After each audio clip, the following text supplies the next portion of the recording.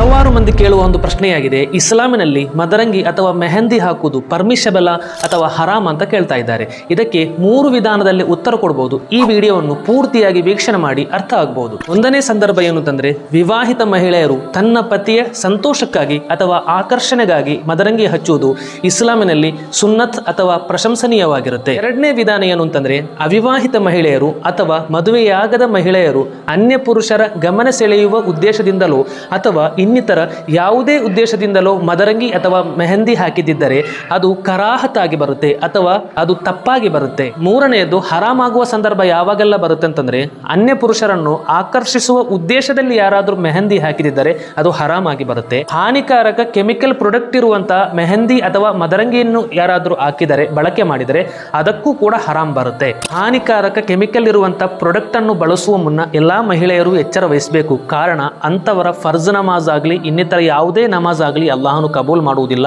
ಕುರ್ಆನ್ ಪಠಣವು ಅಲ್ಲಾಹನು ಕಬೂಲ್ ಮಾಡುವುದಿಲ್ಲ. ಮಯ್ಯಿತ್ ನಮಾಜ್ ಕೂಡ ಅಲ್ಲಾಹನು ಕಬೂಲ್ ಮಾಡುವುದಿಲ್ಲ. ಇನ್ನಿತರ ಯಾವುದೇ ಆರಾಧನೆಗಳು ಅಲ್ಲಾಹನು ಕಬೂಲ್ ಮಾಡುವುದಿಲ್ಲ.